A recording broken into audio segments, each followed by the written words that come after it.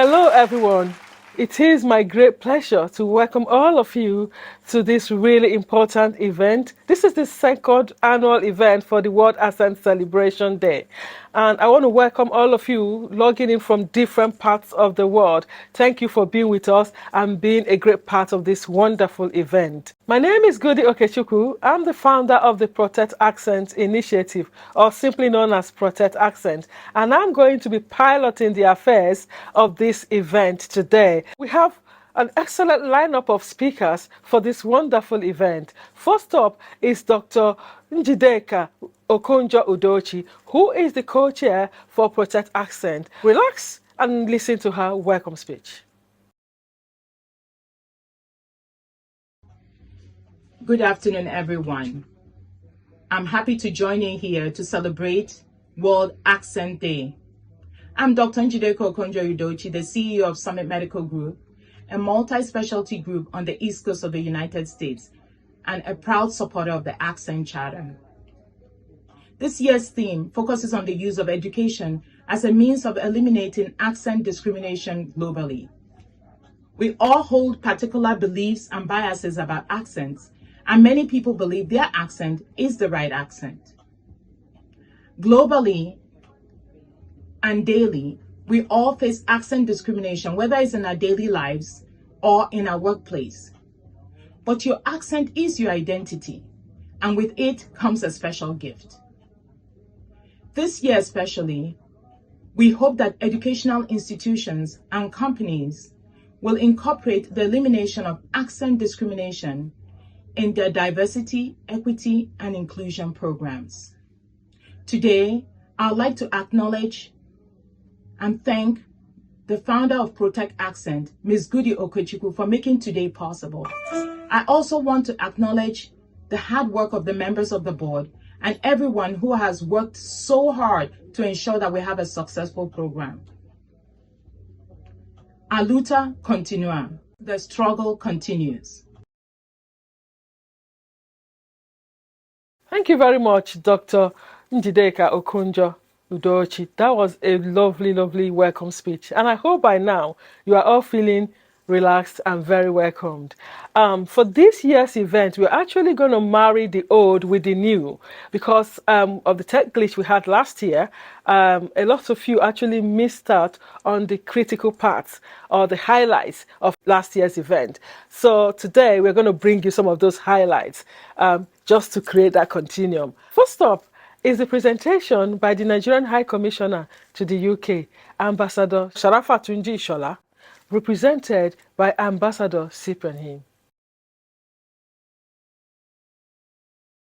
Adopting a multilingual approach at the UN has enabled linguistic and cultural diverse members of the organization to communicate more freely among themselves without fear of miscommunication or loss of translation.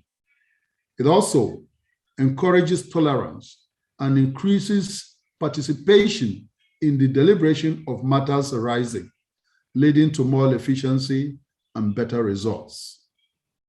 It should therefore come as no surprise to anyone in this gathering that the UN is one of the world's highest employers of language professionals. Hundreds of them are employed at the Department for General Assembly and Conference Management, DGA-CM, in New York, in Geneva, in Vienna, in Nairobi, in Rome, in Addis Ababa, in Beirut, in Bangkok, and in so many other places. The qualified language professional at the UN is therefore one who has an in-depth knowledge of the language, irrespective of accent. And this clearly shows that the UN does not frown at weak accent. Rather, it emphasizes inclusiveness to the point where every member state's position is given priority and consideration. Such level of inclusivity can only be attained when each member's position on issues is tendered in a concise manner and in a language they best communicate, irrespective of accent. Accent can be found in all around us. As long as there are different languages spoken in the world, we have accent everywhere. Accent is a way of determining one's identity and origin. Inherent speech pattern announces an individual's social class, his psychological makeup, and whatnot. Accents are so inevitable that one cannot utter a word without revealing the above information about that person.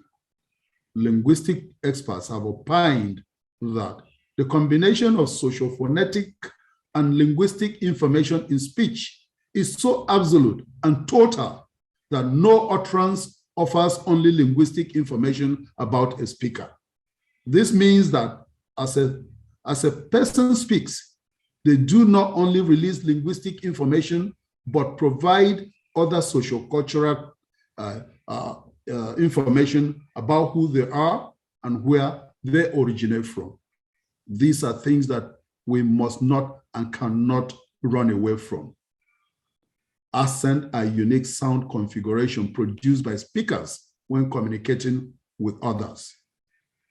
This leads to the perception that as far as each human being communicates using speech, each possesses an accent.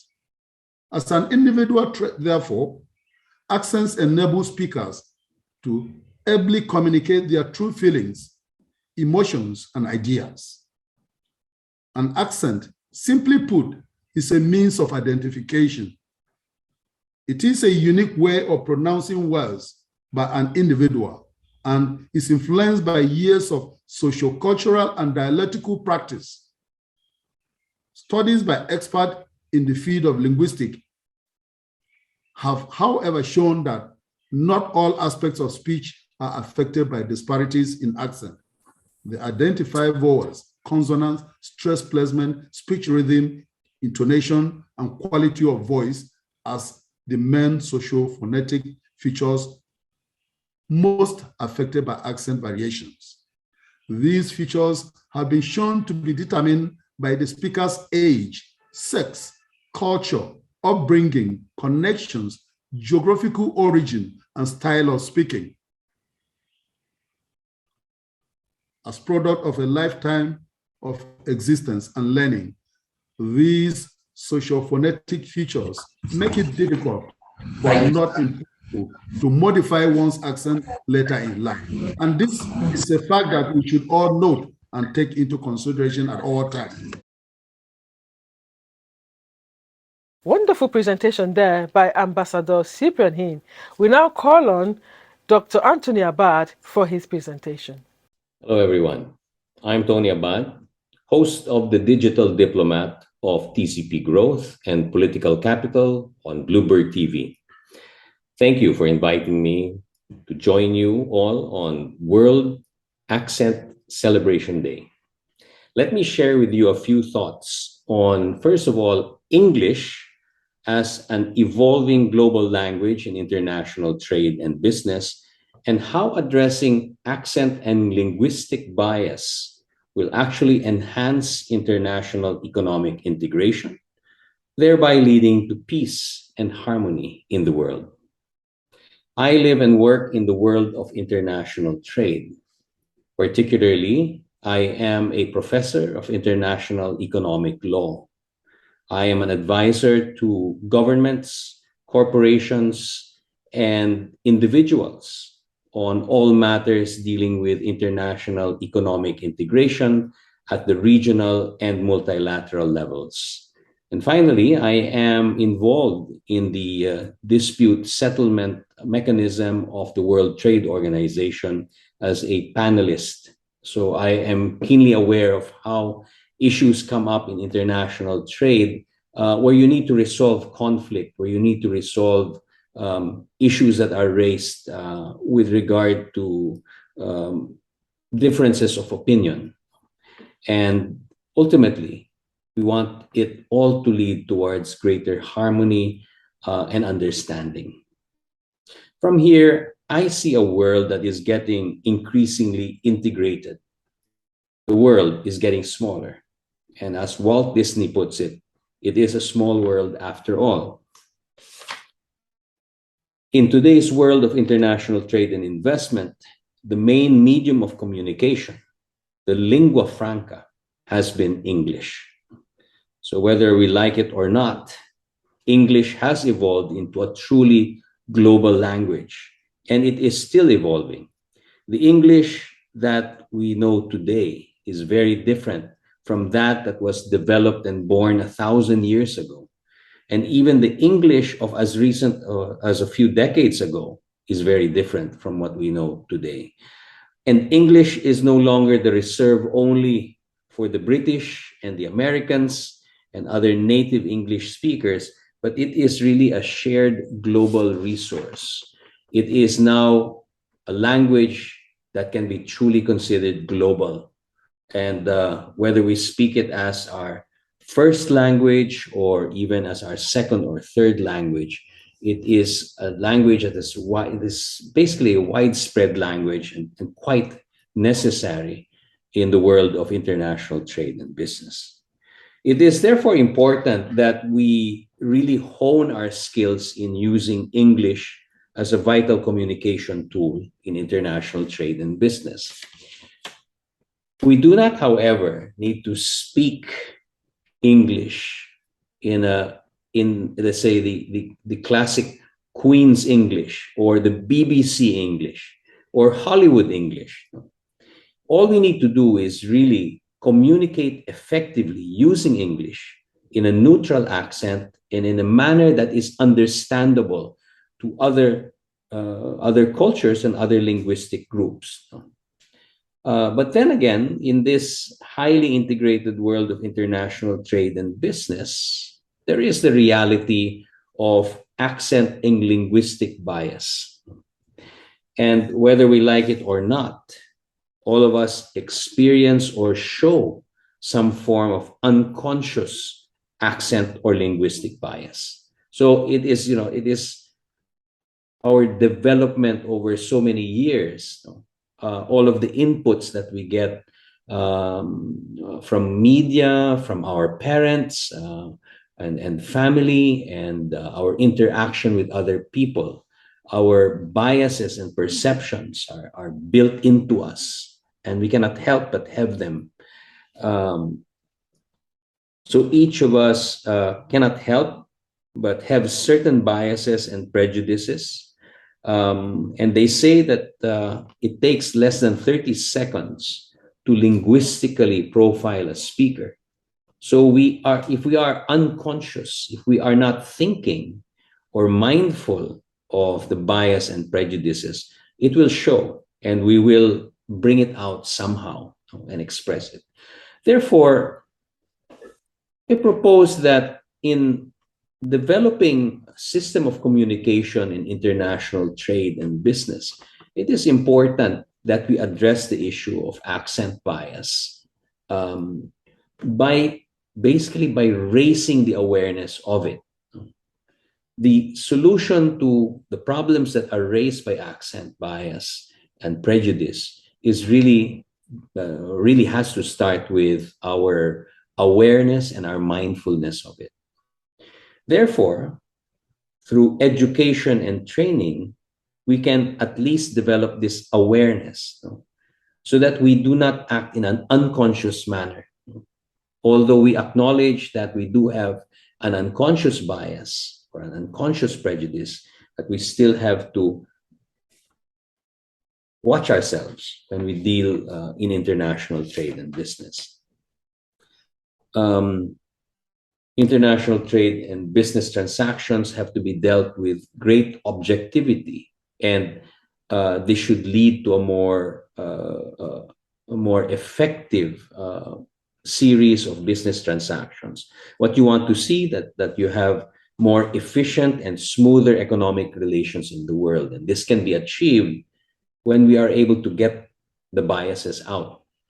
The biases, of course, will remain unless we are conscious of it. And to minimize accent and linguistic discrimination in international trade and business, I suggest 4 things. First, acknowledge accent and linguistic discrimination and invest in the training and education on unconscious bias. So we acknowledge that there is such a thing as unconscious bias of accents and language and culture. And we acknowledge that. That we also have the necessary education and training so that we are always conscious that this happens. Next, we establish inclusive business practices. So in our business practice, especially when it involves international trade and investment and dealing with regional trading arrangements or multilateral trading agreements, we must keep all our business communication as inclusive and non-judgmental as possible. And this means that we have to put up our own guidebooks on how to do business without bias and without prejudice. Next, we should incorporate business leaders and team members from diverse linguistic backgrounds. So we should, again, consciously seek out our managers, our executives, and our team members from various linguistic groups and communities. This will help, of course, to have a more diverse group, but that more diverse group ultimately in the medium and long term will lead to more business success in an integrated economic setting. And finally, we should provide strategies and tools for dealing or dealing with accent linguistic bias present and in the future. It should be an ongoing and never-ending process. Language tends to develop. So as I mentioned, that the English that we know today is very different from the English of yesterday. The English of tomorrow will also be different. And the accents of tomorrow will be very different. So we will be evolving into a new world of English and accents that are becoming perhaps more neutral, or that perhaps we are more understanding of. So to summarize, international trade and business are integrating our economies and bringing us all closer together in a world that is getting ever smaller. The world is getting smaller, and it is technology that is driving this. It is also business competition. It is also the desire and perhaps the necessity of meeting the needs of communities and consumers all over the world that is driving this integration process. So again, I repeat, it is a small world after all. And we are all communicating with each other, whether we like it or not. And despite the rise in AI technology, our international economic system still depends on humans interacting with each other and communicating using English as the global language of business, as our lingua franca. So we should acknowledge also that English has an important place in this whole integration process. So we just need to educate ourselves and communicate using English in as neutral and as effective manner as possible. We just need to make ourselves understandable. So it means that we do not need to come up with any fancy new accents or to change ourselves in a substantial way. Unconscious accent in linguistic bias, however, is a reality that we must face every day in the world of international trade and business. What is key is that we are aware and mindful of this bias and prejudice so that it does not create problems in the integration process and in the process of us coming up with a world that is more in harmony.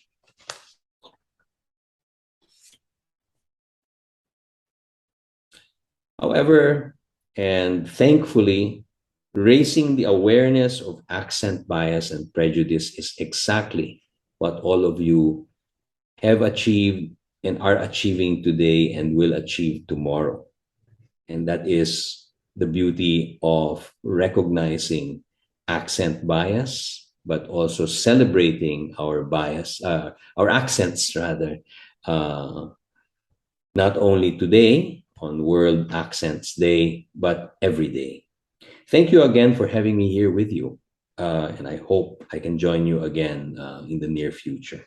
Have a wonderful World Accents Celebration Day. That was a magnificent presentation by Dr. Anthony Abad. Thank you very much, Dr. Abad. Do you know that Protect Accent actually developed what we've called the Accent Charter? The Accent Charter is the first substantial evidence to show that organizations are really serious about getting to grips with linguistic diversity and accent acceptance in all levels and forms of organizational communication. Watch this.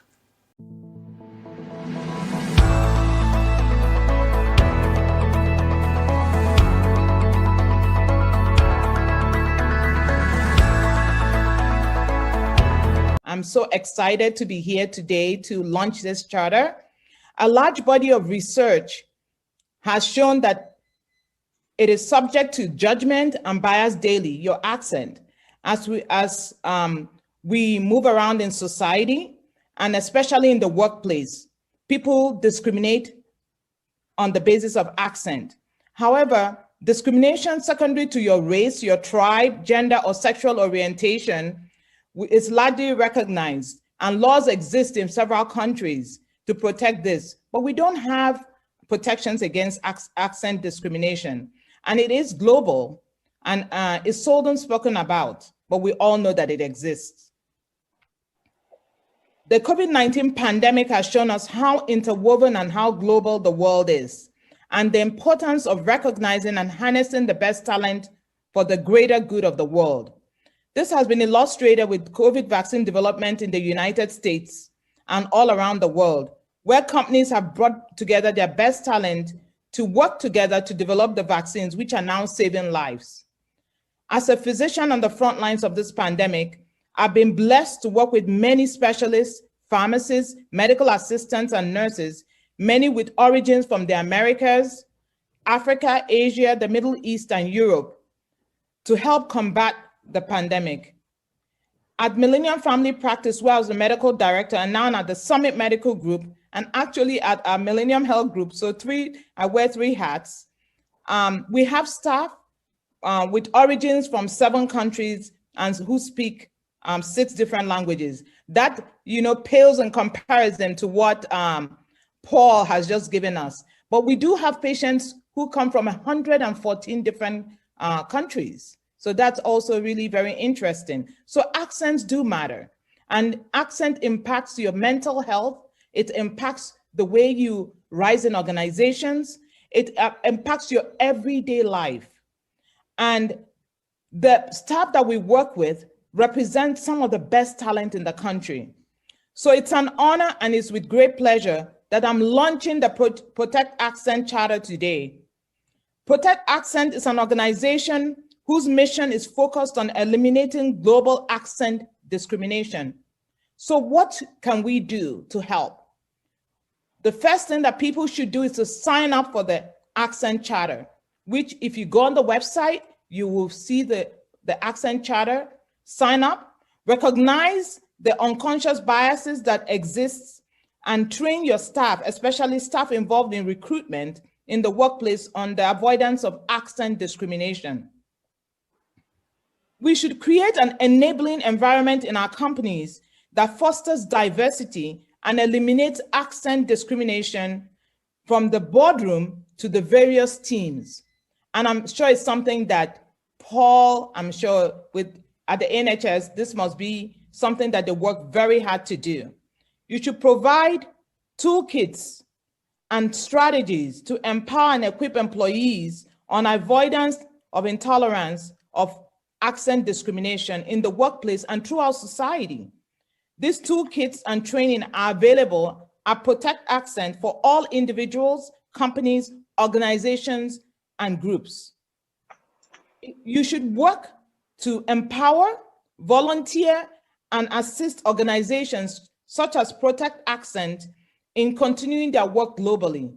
This work is truly needed, I know that all of us have been through this pandemic, and maybe it was something, a call to action to say, look, everybody matters. It doesn't matter what your accent is, who you are, everybody is valuable.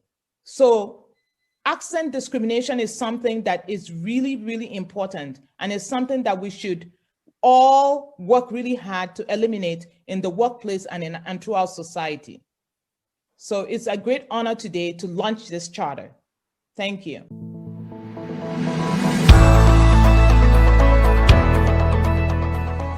That was amazing. We've had many wonderful insights so far. I hope you guys are having a lovely time. I'm having a fantastic time. But now we'll go for a short comfort break, and I'm leaving you with this video. Happy World Accent Celebration Day. Hello, my name is Paul Deemer from NHS Employers, and I wanted to just wish you a happy World Accent Celebration Day.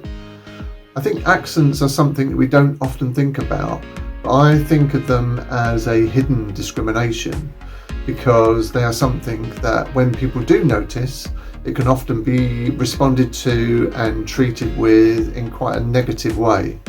And so I think a day like today, where we think about accents and we think about the importance of accents and how significant they are in terms of shaping an individual and setting their character and their personality, I think it's really important that we do have a celebration day and that we do remember that accents can really, really enhance, who and what an individual is and what they're all about.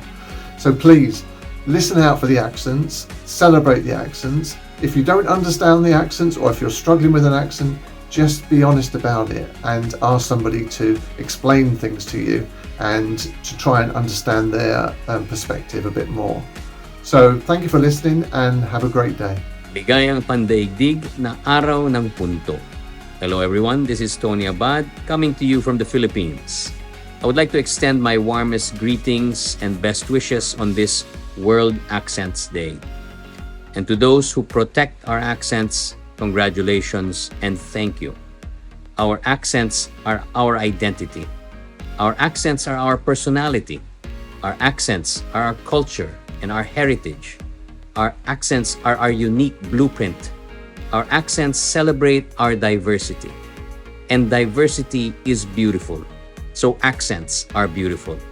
Please protect our accents. Hello, beautiful people. Welcome to the most populated black nation on earth, Nigeria. And guess what? Today we are in the capital city, Abuja, to celebrate the World Accent Day, 12th of October 2021. This is presented to us by Protect Accent. Protect Accent is happy to celebrate the World Accent Day today. There are many beautiful accents that color our world and are discriminated against. This has affected many people in different negative ways. We are one, regardless of how we sound when we speak. Igbo accent, Yoruba accent, Hausa, Kanuri, Idoma, Edo, whatever we speak, we are all one. That is why we are celebrating the different accents in Nigeria today as presented to us by Protect Accent. Happy World Accent Day 2021. So whatever accent you speak, don't discriminate against one another. Rather, let's make the world a beautiful place by our own accent. We're right here for Protect Accents, creating awareness about the need to celebrate our Nigerian and African accents. Let's celebrate it. It is all we've got. It is all we've got. So it is our identity and we are proud of it. So we are right. Let us celebrate our accent. It doesn't matter where we are, what we are doing. This is Africa. Let us celebrate our accent. I tell you, and never now. Talk the way you want to talk. You don't talk, we are talking here. This is the talk. We are talking here. Yeah. As a badge man, I'll tell you, me try. We celebrate accent. Accent. Celebrate us. Thank you. Happy International Accent Day. روز جهانی لهجه مبارک. Happy World Accents Day 2022! 2022年世界口音日快樂！2022年世界口音日快樂！ Hello everyone, welcome to World Accent Celebration Day. Your accent is your ID, be proud of it.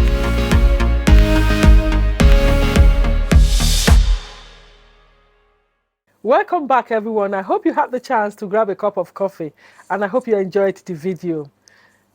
Like we said initially, we're going to be marrying the old with the new in this event. Now watch a presentation by Professor Yudi Achibong from last year's event.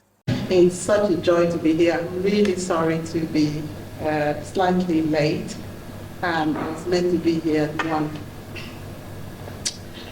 A day like this always reminds me of something, and that thing is our humanity. A day when we come together to talk about the thing that defines all of us. If you don't have an accent, then you're not human. We all have an accent. Let me explain myself before you shoot. I hope not. No matter how good you are with your Yorkshire accent in Bradford, the moment you step out of Bradford into Wakefield, into Derby, into London, you have an accent. And when somebody from London moves this way, they have an accent. If you travel as far as I've done, all the way from Nigeria to study in Hull, my first experience was when somebody, you want to get on the bus? And I'm like, sorry. And then I responded by saying, I want to get on the bus. So we all had our accents. I'm here on behalf of the University of Bradford, and I really want to say that our value, our vision of being a world of inclusion and equality of opportunity where people can make a difference is one of the things that I'm most proud of. I'm very proud of it because there is an acceptance that we come in different colors, different with different accents, different genders, you name it. But the thing that we do very well, and we promise all our students, our staff, the community of the university, is that we will include you. If you're a mother like I am, 4 children came in from Nigeria. They were very young at the time, and then my children knew what it felt like to be to have a different accent. Mimicked in school and so on. My baby at the time, I think he was 3, decided to learn very quickly about using accents. One day I was downstairs and my husband was upstairs, and he said, come. If you was talking to a friend on the phone, and she switched, and she was like, innit? Yeah, innit? And the father said, can you pick anything? She said, but we're not meant to be eavesdropping. He said, no, it's so fascinating. And he went, yeah, innit? Yeah, innit? If you're what are you saying? Mom, get out, you can't eavesdrop. But the beauty was, as soon as she left the phone, she switched into the Nigerian accent at home. Seriously. And then I say to people, who would you reward? Is it that person that is so monocultural, or my daughter who was so bicultural in that situation, could switch, wanted friends to be happy, to be able to be part of where we are, and so on, and then wanting me to be comfortable because I had no idea what she meant. Yeah, tomorrow. Okay. So that is the beauty of accent. There was a study done, there was a report looking at accent bias in Britain in 2020. And there are a few things from this report that I always remind myself. The fact that we all have accents, and that accents are important because they define who you are. I'm particularly proud of people who can switch. I look at a few comedians who can use any accent. I'm not very good at that. Maybe because I am very fixed in my identity, I celebrate my identity. And the first thing I did when I came into England in about 100 years ago was to say, I want to be me. And being me means that you will listen carefully to pick what I say, because in turn I will listen carefully. I came as a PhD student to study PhD in Hull, and I kid you not, I would sit in that supervision session with Professor Margaret Clark, and I leave the room thinking, what has she been talking about? But I was so determined, I was so patient, I wanted to listen and grasp everything that Margaret taught me. So I knew it was my responsibility to listen and learn, and that it was Margaret's responsibility to listen so that she can hear my response to this, and we learned over time. By the time we got into 1 month, 2 months of the interaction, we were both very comfortable with ourselves. And there was one day that Margaret started a conversation around learning from each other, patience, listening, and so on. And one of the things that both of us agreed was that if both of us had not been patient, we would never have succeeded. But we succeeded as a supervisor and a supervisee in that relationship. And I learned a lot from that experience. I take it everywhere I go. So one of the things that I want to mention today is that we are hoping and praying and working hard to introduce, protect accent for staff and students. Because I believe very much that my students have to learn how to listen, because I have an accent, they have an accent. So how do we as lecturers and students and people in support services work together to make it better for us? So we will be introducing and launching our PASS, Protect Accent for Staff and Students, very, very soon. Today was just an opportunity for me to tell you, and I believe very strongly that when you make a public declaration as I've made, then you can all hold me to account if for any reason it doesn't happen by the end of this year. So as part of Black History Month, we have made a commitment. And I will be inviting all of you to the launch of PASS, because I believe very strongly that there's something there about maintaining, protecting, preserving our accent as part of our identity. So on behalf of the University of Bradford, I'm so proud of Goody, and I wanted to keep this to the end. Goody may not have told you how all this started, but I am going to tell you before I go. Goody came to Bradford, stayed for a long time, and one day she met with me and said, I'd really like to do your master's in diversity management. To which I said, fine, Goody, come on, let's do it. Towards the end, I had never, and I have to really tell you, this is the truth, that I hadn't spent time looking at accent discrimination, accentism, or linguicism as a subject. I looked at racism, all the isms that you can think of.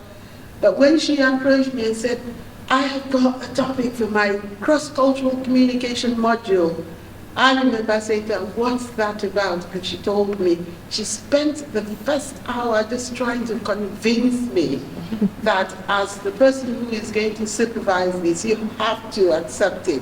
It wasn't, can I do it? It was, I have already started my lecture review. And that's what I'm going to write on. And Goody, it was so good that you pushed us, because from that point, now Anita and I have got the privilege of supervising that PhD on accent discrimination. So it's such a joy to look at different ways that we could dehumanize people by mocking people's accents, and which means we actually dilute their identity and what makes them significant. And what we're doing today is actually coming together to say we are humans. Our identity is tied to many things, and accent is one. I was told to keep it really short, and that's what I'm doing. Next time, I'll tell you a little more about when you bridge people identity, including accent discrimination, what it does. Thank you ever so much for this opportunity. And for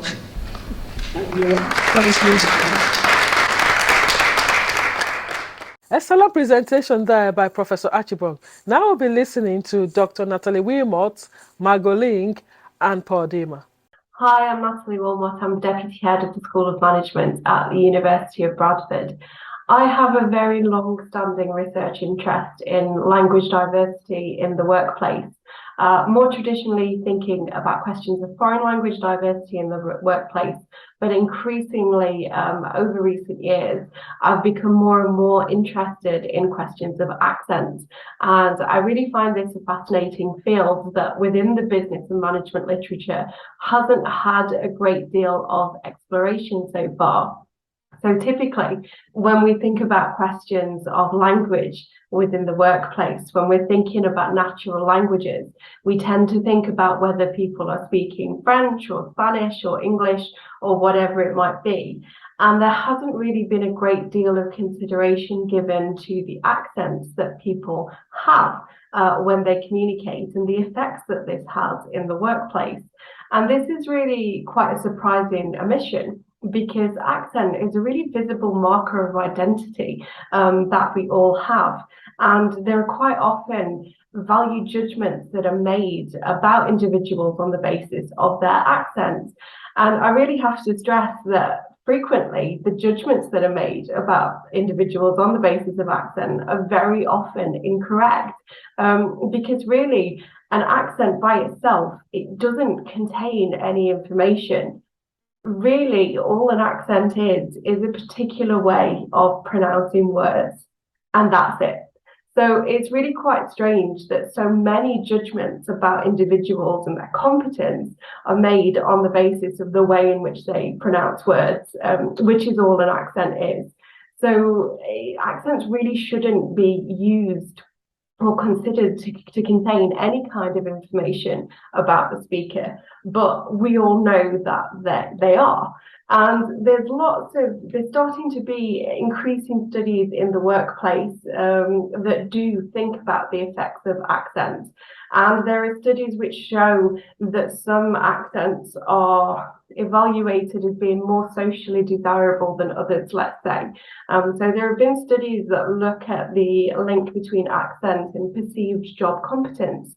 And what has been found is that speakers with some particular type of accents are evaluated as being more competent at their job than people with other types of accent, even though when looking at objective measures of job performance, this really isn't the case at all. And this is quite profound. This is really important because it means that people might be negatively evaluated in the workplace on the basis of completely faulty and inaccurate information and perceptions that have absolutely no basis in reality. But yet the studies show that people are seen as being more or less competent in their job based on the kind of accent that they have. There's also been some similar studies which have been done that look at perceptions of accent and trustworthiness and how trustworthy people are considered to be in workplace environments on the basis of the accents that they have. And again, these are not judgments that we can make. They're completely inaccurate and don't have any basis in reality. And yet there's a danger that such judgments might be used to perhaps hinder an individual's career progression, to exclude individuals in the workplace. And on the flip side, these people who benefit from what we might say a halo effect around certain accents, so around the privileging effects that particular type of accents can have, these people might find that they're also facing negative repercussions because they're seen as being perhaps more competent than they actually are, and that can also have repercussions in the long term. So this is really quite a damaging situation, quite a damaging state of affairs. And really, we have to keep in mind that we all have an accent. There's no such thing as a neutral accent. All there is perceptions of neutrality that are not accurate and are not based in fact. So really, we need to think about challenging and about combating accent discrimination wherever and whenever it may occur. And I'm really pleased to have the opportunity to participate in today's World Accent Celebration Day, because I think that this is really a perfect opportunity for us to come together and to be able to do this and to be able to celebrate our own accents. So how can we challenge this? It's really through a question of education and awareness. We need to draw attention to the fact that accent is a diversity dimension that can be used to make judgments about people. We need to be aware of our own positions and of our own accents. And this way we can become more sensitive to questions of accent as other people experience them. As I mentioned, one of the things about accent is that it can be an immediately visible marker of identity. People do use it to make not just judgments, but to reach understandings about where an individual might be from and the kind of background that they have. Again, these judgments, these evaluations might be highly inaccurate. So it's really important for us to think about our own accents and to think about, well, are they reflective of our backgrounds and experiences? To a certain extent, yes. To a certain extent, no. So we need to, particularly from a business and management sense, we really need to combat this idea that judgments can be made on the basis of accent. We really need to ensure that accents are celebrated and that they're not stigmatized. Accents are unique to us as individuals, and that's a great thing. So I'm really happy to participate in World Accent Celebration Day, and I hope in this very, very short talk that I've stimulated some food for thought about some of the implications of how accents are evaluated in the workplace and what that means for questions of equality and fairness. Hello, everyone. Thanks for inviting me to be one of the speakers in this event. I am Margot, the founder of TCP Growth, a cross-cultural media and team communication consultancy based in Hong Kong. In this short presentation, I'm going to share my observation around this topic, especially from the lens of a cross-cultural media trainer in this digital era based in Asia. From this background photo, as you may see, and I'm actually based in Hong Kong, and I was actually born in the West Hong Kong. So I was brought up in the colonial Hong Kong. I was born in the colonial Hong Kong. So we had to learn English as the key language. And then after the handover back to China, we used a lot of Chinese and simplified Chinese to connect with our business partners and friends in mainland China as well. So it's really like a melting pot of the East and the West. So I give this the graphic as my background. And something interesting, some facts interesting about Hong Kong is that a lot of the words that we use are actually directly translated from English. I mean, really like Chinese words that we use. The dialects in Hong Kong, the Chinese dialects in Hong Kong is Cantonese. So for example, one of the words is taxi. Say taxi is an English word like cab, right? So in Chinese, in Cantonese, we have a word called taxi. So you can hear taxi and taxi are pretty similar.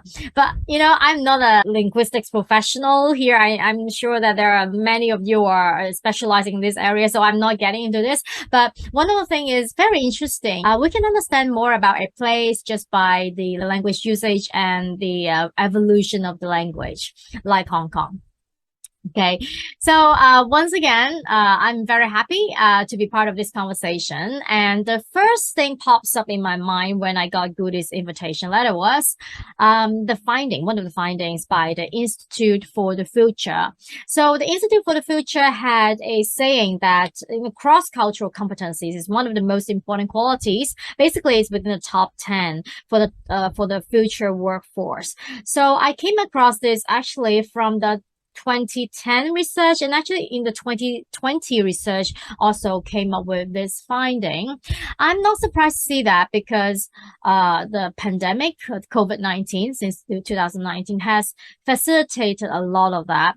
And we see that more clients from Greater China, from this part of the world, is also looking for talents who can work with and manage different people from different diverse cultures, especially remotely and through the screen. So we see that the world is really changed a lot, and in the past we will be confined by geographical barrier, but now it's not, and there is a need for that in the corporate area. So the next slide is, so during this pandemic, okay, the lockdown time, I know that, you know, in different parts of the world, we have different lockdown period, and some parts of the world are in the endemic already. Now, we receive more and more requests from clients on such training, the cross-cultural training. So training is part of the adult education, is a very big part of adult education. The topics that they are interested in are mostly about how to lead the remote teams, because people cannot take a flight to another city so easily. So leading with remote teams, communicate virtually across cultures, and how to establish your executive presence through the virtual tools, etc. And of course, there are some like conflict resolutions, and also how to better use media to or thought leadership to promote your company cross-culturally, internationally, because, you know, a lot of the business cannot only sustain locally, so they need to expand through the internet. Besides my observation on this, a research done by Technavio, the cross-cultural training market share is expected to increase by 1.45 billion US dollars from 2020 to 2025. So you see the market growth momentum is accelerating really fast. It's basically a compound annual growth rate is over 6%. So what does that imply? Most part of our mainstream education did not really prepare us for today, right? So when I reflect back, when I was a kid, there wasn't any subject about cross-cultural communication, work remotely, not even like remotely at that time. So obviously we have to catch up as adults. We have to catch up with this, especially with the current workforce. And obviously we are in the current workforce, right? And sometimes I wonder, what if this topic will be included in the mainstream education for the children who are not in the workforce yet? They are from junior school, they start learning about this. I start really wonder about the need of that. And by the way, I got 2 little boys and they are in junior schools. So there is no syllabus teaching this. So as parents, of course, you know, we will find some ways to educate our kids about these very important competencies that can prepare them, not just prepare, but, you know, can let them survive in this new world, in this digital era. Okay. Another point is, I'm sure everyone knows about this. Okay. The world is more connected than ever. Really, like cross-culturally. I've met a lot of new friends, new business contacts remotely during the pandemic. And this is the new normal. And also based on the research done by We Are Social and Hootsuite, there are 4.62 billion social media users around the world in this January 2022. Now, this figure is more than half of the world's total population right now. So now, global social media users have grown by more than 10% over the past 12 months. So what do people or we do from around the world using social media every day? Now, think about, what do you do on social media? What do I do on social media? Communication. Exactly, communication. So we communicate either in with our photos, sharing our photos, write text, articles, or sometimes we do videos or even live stream to communicate. And one thing that I found that because of the emergence of new technologies, including AI, machine learning, auto translation, subtitling, etc., the language barrier itself is actually no longer the barrier that we used to say in the cross-cultural space. It's no longer about the language. So what is it about? What is it about? Now, besides learning technical tools, one of the attributes I would say is the cultural intelligence. I think cultural intelligence is a good start, in my opinion.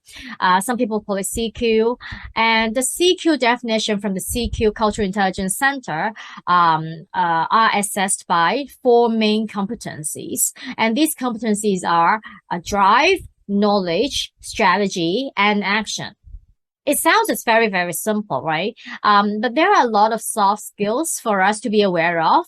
And very often we need to have very high cultural awareness. The high cultural awareness has to come from your mindset, our mind, to skill sets, which skill sets we can always learn, but the mindset is the first step, especially we need to communicate remotely across culture. We can learn about these skills, how to use a camera, how to use the digital tools, but the mindset part, we can't just learn about it. We need to be having this self-awareness.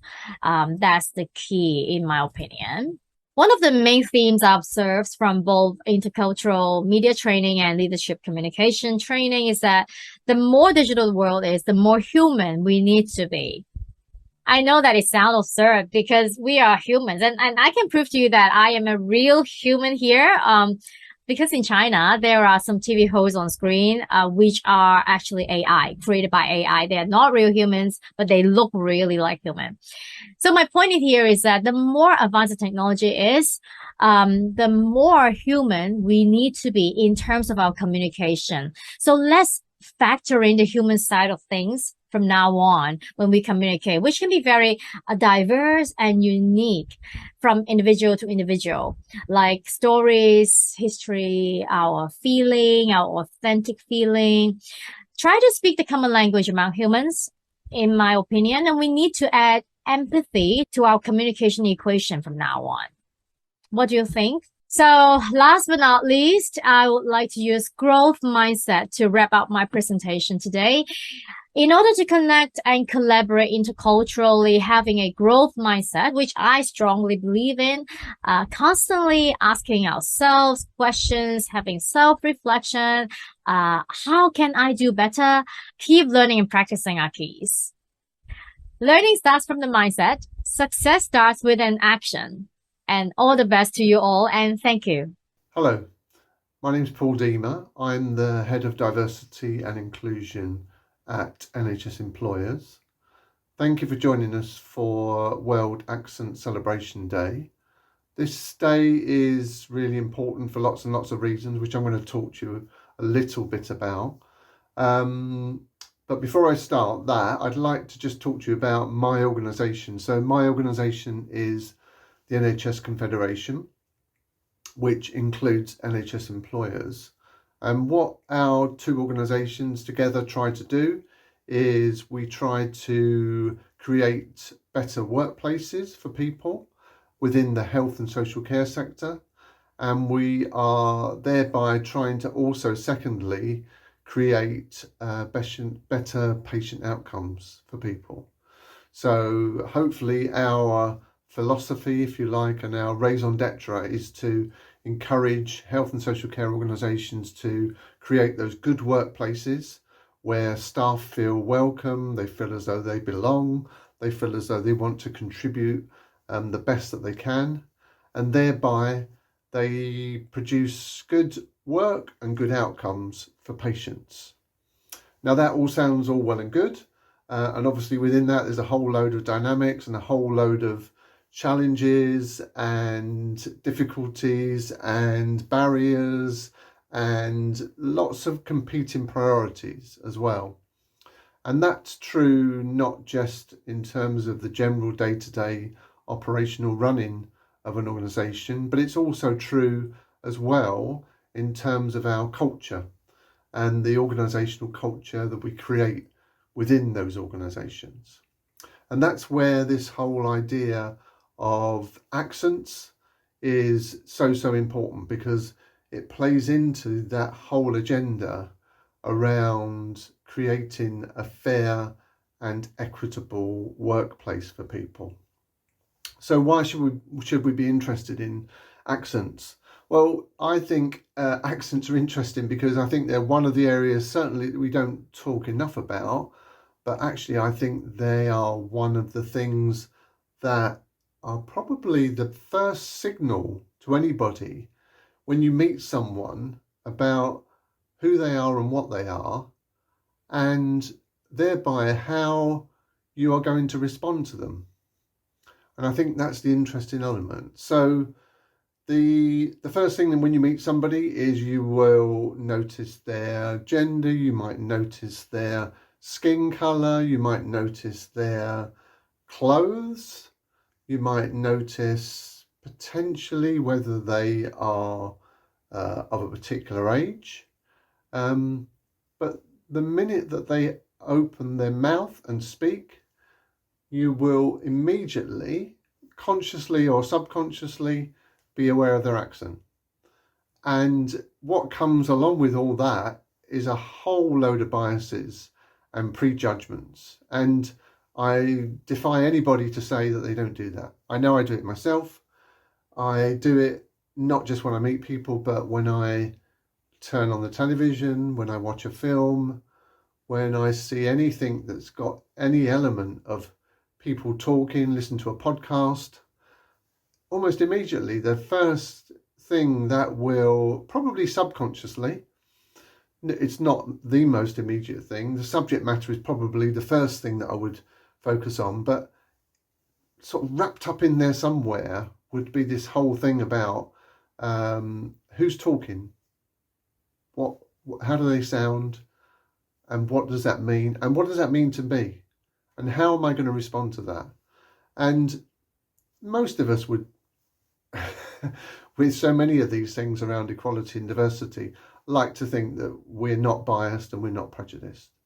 But the reality is that all of us carry those biases around, and they might manifest themselves in one way or another.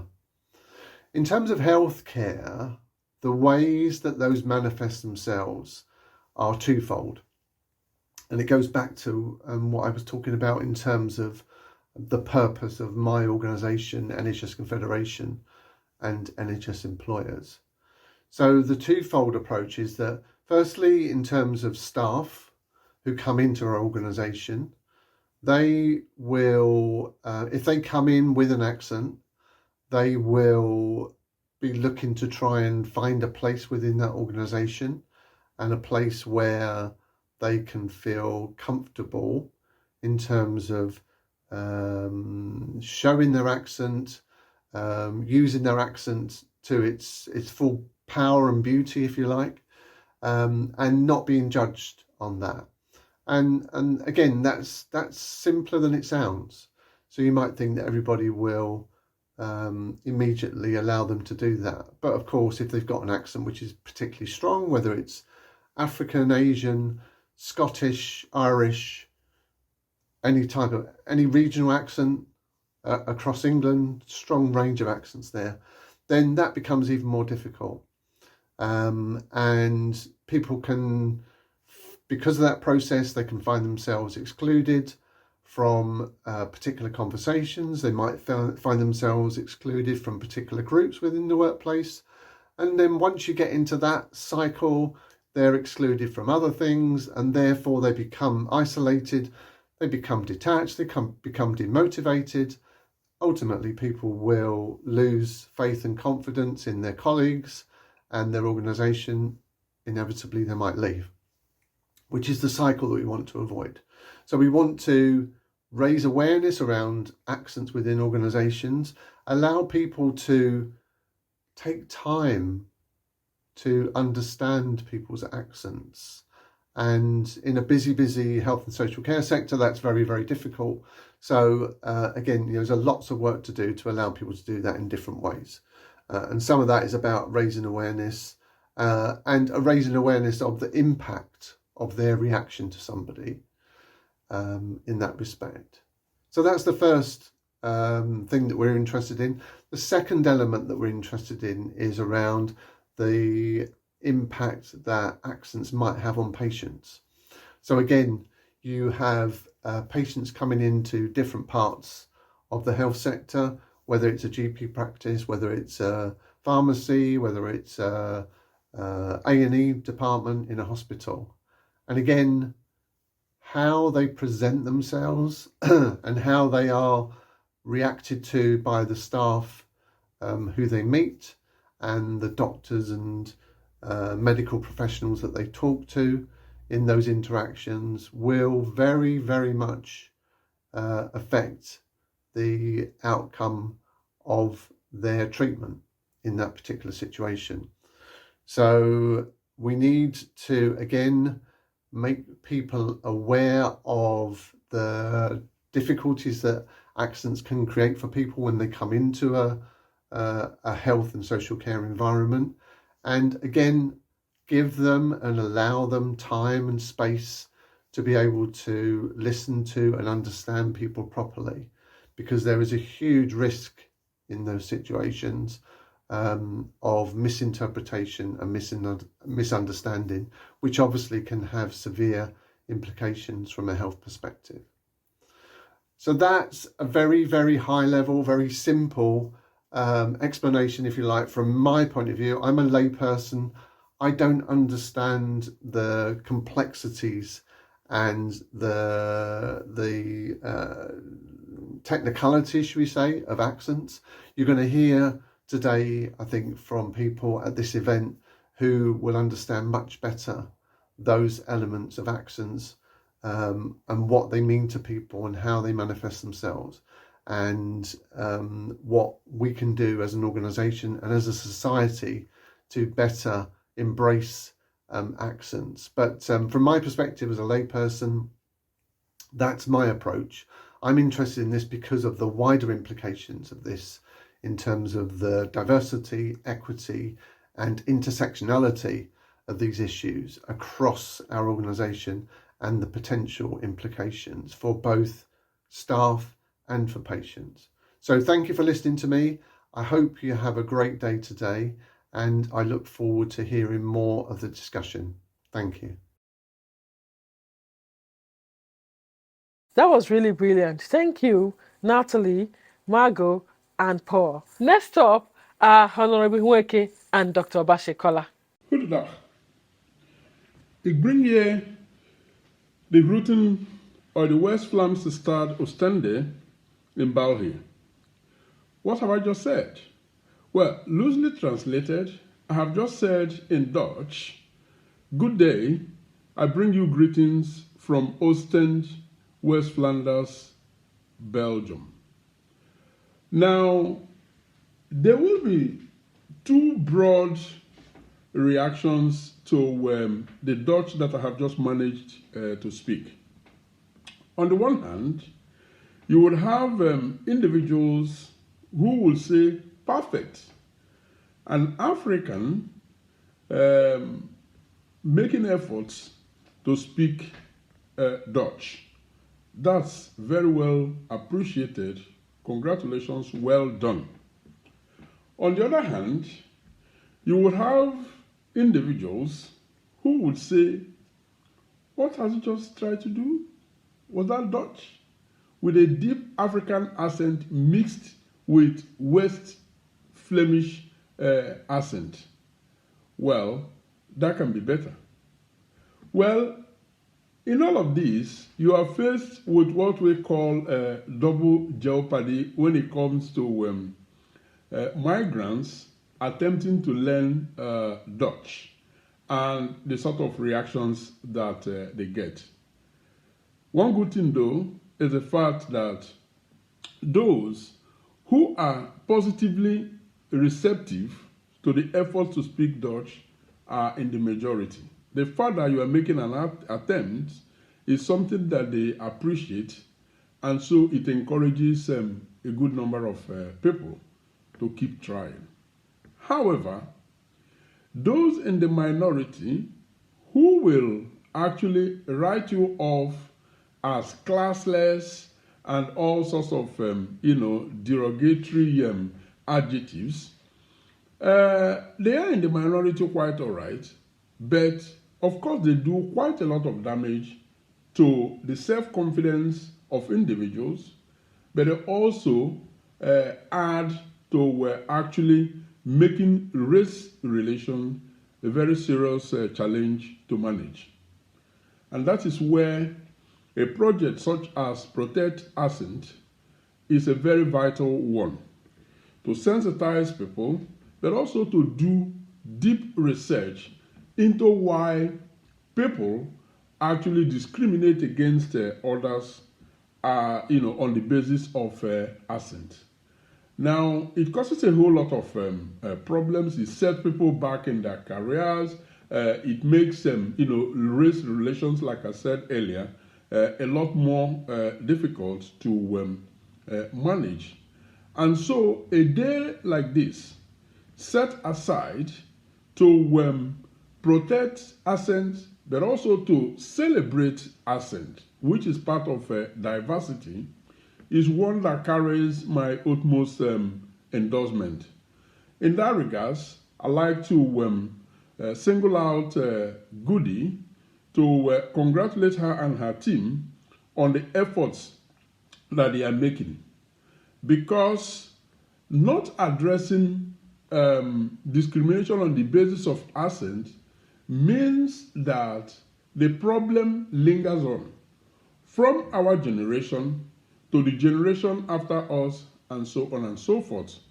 Now, taking it up as something that needs to be understood a bit better and beginning to address them is something worth the while.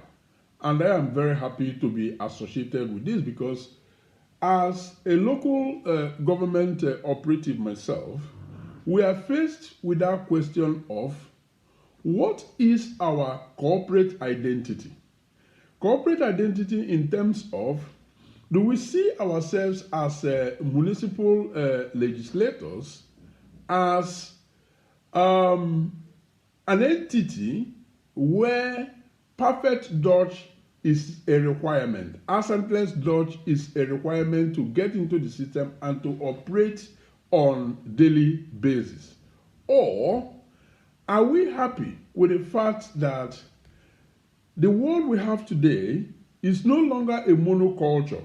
It is an intercultural, international environment where people from different countries come together and become one, or are expected to become one, depending on how it is managed. Now, if there was ever a time when you have this monoculture, everybody, speaking perfect Dutch, accentless, and all of that, and of course other languages, those days are dead and buried. They are not coming back anymore. So, the earlier we begin to accept that reality and begin to find ways and means of managing them and actually see them as something positive, diversity as something positive, the better for all of us. I understand that sometime in the near future, Protect Accent as a project intends to come out here in Belgium, specifically in Brussels, to make some positive noise about the work you are doing, and also to look at legislative matters. Well, that is very much welcome. When you come, we'll be happy to ensure that very important stakeholders in the area of administrative management of Europe, but also different municipal cities, are actually available to listen to what you have to say. So we're very much looking forward to that. And I'd like to close by wishing all of us a very, very happy Accent Celebration Day. My name is Dr. Bashir Obashikola. I'm the Continental Chairman of Nigerian Civil Diaspora Administration. I'm happy to be here to be part of this celebration today. So let me start by wishing everyone, particularly those of us living in countries and regions different from our original places of birth and growth, a very happy World Accent Celebration Day. I thank and I congratulate the organizer of today's event, Protect Accent campaign. As a partner of our organization, I have been closely following this initiative and can see how much they are doing to promote accent inclusion and creating awareness around this social phenomenon. I thank my sister, Mrs. Godi Okechukwu, the founder and CEO of Protect Accent Campaign, for having me to participate in this year's celebration. Our accent is how we express ourselves as individuals. It helps us to quite literally voice our identity. Accent is usually used to indicate a way of speaking that is different from the usual accent of the native speaker of such language. When it comes to foreigners moving to a new country, we, literally, slowly and gradually, absorb elements of the accent that we hear around us. This is because every time we talk with someone else, we memorize attributes about their speech, and this can have a subtle effect on the way we speak. However, foreigners, migrants, have little control of biologically determined features of speech. A good example is the pitch of our voice, the size of our larynx, and the mass of our vocal folds. Features which we cannot control are those that are biologically given to us by nature. However, there are socially determined features which we can learn and adapt to in a new place where we find ourselves. On the face of it, we often enjoy hearing different accents. The way we talk simply reflects the sounds of the language in the environment in which we grew up. It should not have any social significance. But in reality, people do attribute value to accent and discriminate against non-native speakers. While most people will insist they do not treat anyone differently on the basis of how they speak, there is growing evidence that foreign accents are discriminated against, or at least looking at as being different. That is, we are not ours, we are not ours, we are an outsider. Studies in the past few years have shown someone speaking with a non-native accent can find it harder to get job and might be perceived as less educated and even less trustworthy. If at least part of the bias was due to difficulty in processing foreign accented speech, which local people always allude to, then making it easier for participants to understand the accent of a foreigner should increase their tendency to believe in non-native speakers. Let's celebrate different accents. So today's celebration is a remarkable one that gives the room for educating people about the need to promote language inclusion and diversity, and accent inclusion and national development, which is national development being what my organization, Nigerian Diaspora Organization Europe, is pursuing. We know that the more Nigerian, the more foreigners were able to establish and absorb into the working environment in their localities and prosper, the more the probability of them contributing to national development of their original home country. So we are very happy as an organization to be part and parcel of this program today. At the same time, it is very important to expose foreign accented speech to reduce difficulty in the accent processing and bias. So by creating more awareness, like we're doing today, and giving regular interaction, we will potentially help counteract any unconscious discrimination on the basis of accent.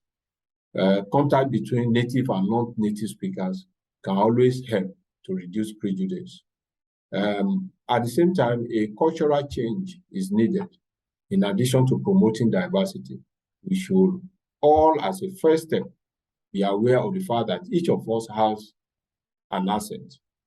Like I explained before, some are biological, mostly biological, and of course the social aspect depending on where you grow up. And it is simply based on the sound of the linguistic environment in which you grow up. Like I said, accents do not reflect intelligence, nor are they related to our proficiency in a language.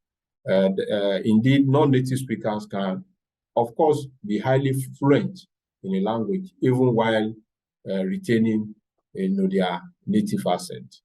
Speaking a language which is not naturally yours in terms of habitat or where you are born, does not make you less intelligent or proficient in the language you have acquired.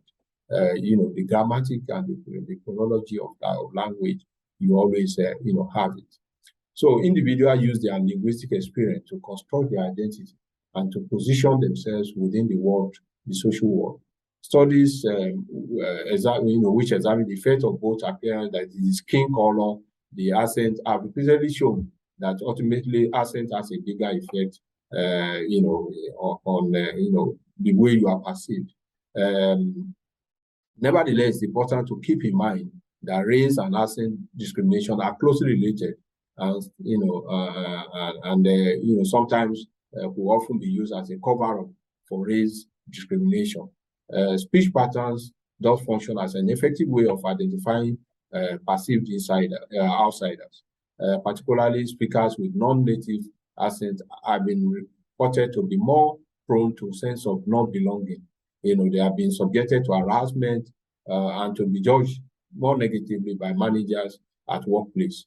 Which of course with the consequences of non-promotion, not having quality of interaction and all that, which of course could lead to mental health situations. Further, there is evidence that native speakers invest less effort in understanding foreign accented speech due to the subconscious assumption that speakers will be difficult to understand, and a self-fulfilling prophecy of communicative failure. So it is important to raise awareness, leveraging on education on how we react and interact and communicate with each other, who speak with accent that marks them out as being other or not one of us as listeners. We share responsibility to ensure successful communication, because communication is two-way. We need to, we as listeners, we also have to, direct our communicative channel. Need to understand what the foreigner or the foreign accented speaker is saying. Because so that makes it a two-way traffic. One thing we do know is that eventually we get used to an accent, and bias can be reduced. Perhaps it will be good for people running job interviews or the jury in trials to do tasks to get them used to person's accent beforehand. So that so what can we do to minimize accent discrimination in the environment, in the society? It's also to acknowledge our own conscious bias and offer training to people, to staff, especially those who sit in the recruitment panels. This is something that has to be done, very well, and it has not to be only a one-off section, but rather a very constant, knowledge and training of people. Create inclusive working place practices. We must all make conscious effort to look beyond prejudices relating to the delivery of a message, to actually the content of the message, and not the way it was, maybe the accent with which it was delivered, but rather it is important that we keep all communication as inclusive and non-judgmental as possible. Simply, you can, try to ask, verify if you are not, if something is ambiguous. You can, try to communicate, ask questions, from a non-native speakers, to clarify what he or she has said. Another one is to create diverse teams and workplace. Of course, it is important to incorporate more, more people into different, mixture of them to make them, linguistic, to have different diverse linguistic background to be in a team. This will ensure that everyone is more acclimatized, if I can use, and adapted to varied accents. This will heighten multilingual sensitivity. Of course, and finally, which I think is also is to create, support diverse, and effective communication practices in working place to give, room for people to feel free and be able to express themselves and contribute, positively to the, well being of the organization, of the society in which we are. So, so there is no gainsaying the fact that leveraging education to promote language diversity, accent inclusion, and national development is very vital for us, who are living outside our, original habitat where we were born and grow. Because of the accent which we, biologically acquired or socially acquired, as the case may be. So we, as diaspora, we need to be aware, and people, also our local people, the inhabitants of where we are living now, the original people, should also be open for a two-way communication traffic that we allow them to properly, be in the flow of communication with non-native accent speakers. So I will want to once again thank the Protect Accent campaign for organizing this event today to mark the World Accent Celebration Day. And I wish everyone all the best in all what we do, progress, to make so that we as diasporas, as migrants, should, we prosper in where we are, and we grow to the highest level of, our capability, and will not be exposed to discrimination that are, accent, based or color based. So thank you everyone for having me. I wish this program to the success, and all the best to the organizers and Protect Accent campaign. Thank you. Wow, wonderful presentations by Honorable Nweke and Dr. Obashekola. It's been a wonderful, wonderful day. Thank you all for joining us. I have learned a lot, and I hope you have as well.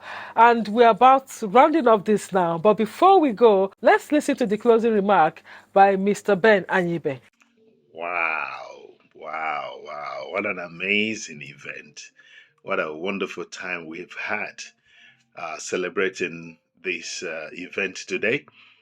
On this occasion of World Accent Celebration Day, it's been an amazing, amazing, wonderful time. And I'm sure all our audience, the spectators, wherever you are, you may have had a great time just like I did today. So, everything that has a beginning also has an ending. So it's time to bring today's, event to a close. And I would like to use this opportunity to, express our gratitude to the following people. First of all, I would want to say a big thank you to the Protect Accents team that has cooperated to make today's event possible. Thank you very much for your efforts and your contribution. We really appreciate. And also, I would like to say very, very special thanks to the Protect Accent founder in the person of Goody Okechukwu. Mrs. Goody has been a very strong pillar behind Protect Accent, apart from, some of the team members who are helping in here and there. But she has been like the rock of Gibraltar of Protect Accent, doing most amazing, things to make sure that this campaign moves forward. Some of you may not know, I know so well, she has sleepless nights, designing programs, creating contents, which, will unfold in the future, and you will understand what I'm saying. I mean, this is like a God-given vision, which cannot be paralleled by anybody by any means.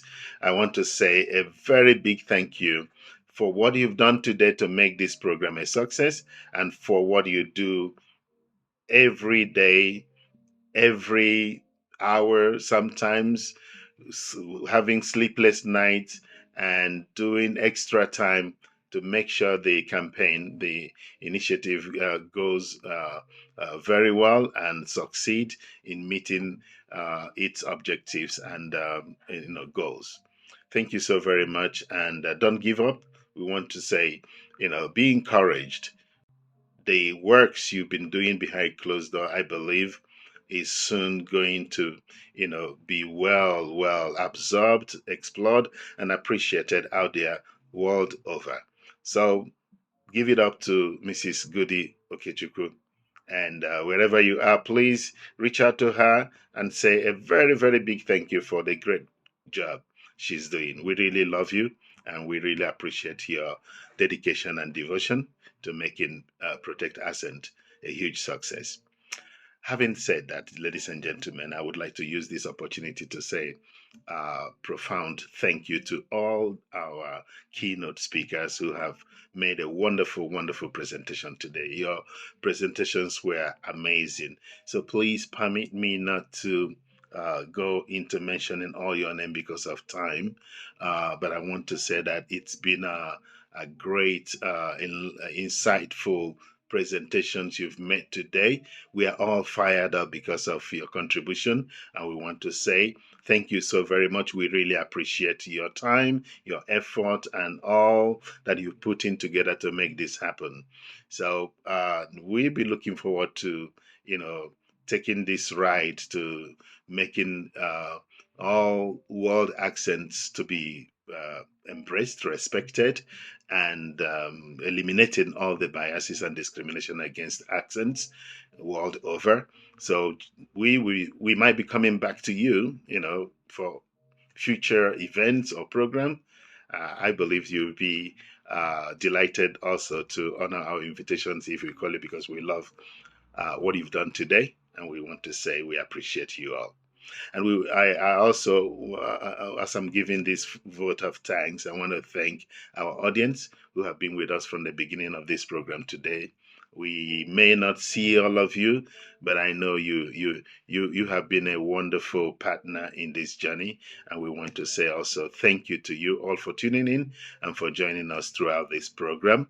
So, and we're looking forward, as we are all fired up, for you to join in, spreading this message until every institution, every government organization, every entrepreneur, employers, and, even in every school, in every part of the society, come to terms to respecting and embracing all accents and eliminating all the biases that are out there because of people's accent. So we know you're with us in this journey, and please, take it to all corners of the world until everybody become conscious and become part of the team in protecting world accent. Before I leave the stage, I would like to make a couple of appeals.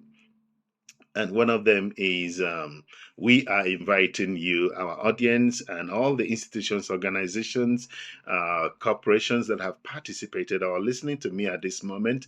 Protect Accent needs you. And we need you because it may surprise you that most of the Protect Accent events and programs or projects have been mainly sponsored financially by the founder, Mrs. Goody Okechukwu. But now it is time for you to join in. We know you love us. We know you love what we're doing.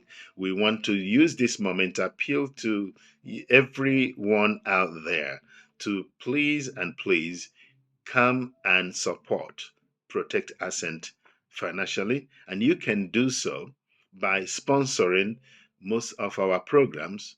And in turn, we will also join in publicizing your product and services. We have a lot of different packages for sponsorship, and we'd like you to reach out to Protect Accent and see in which way you can help. We really are in need of funding to carry out some of the fantastic far-reaching programs that has been designed, even projects that are lying there waiting for funding.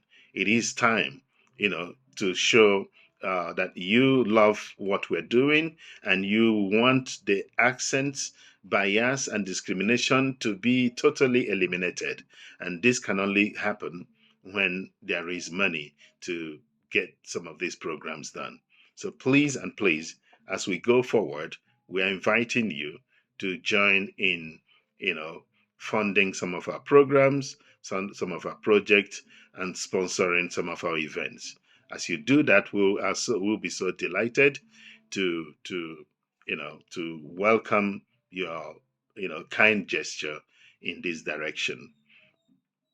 I believe that after today, as we have highlighted the Protect Accent Charter, that is the second way you can use. So you will be stamping your full support in eliminating all the discrimination and accent bias out there, not only in your institution, but also it will help to signal both to the decision makers, the policy makers, that it is time to enact, policies and rules that will help to protect accents world over, because it's our heritage. It is part of us, and it has gone unnoticed for a long time. But this is the time to make that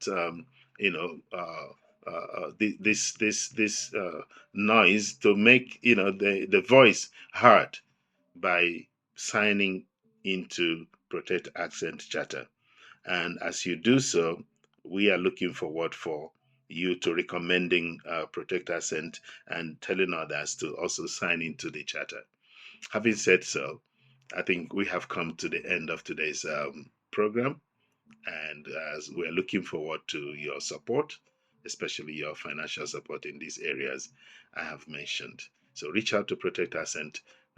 You can reach out to us through the website or through our social media handle, and we are fired up to do more and to achieve more and to make this campaign a huge success. And we need you, and I know you'll be with us. And as you agree with me, I would want to say thank you today for coming. Thank you for being with us. Thank you for being part of this program.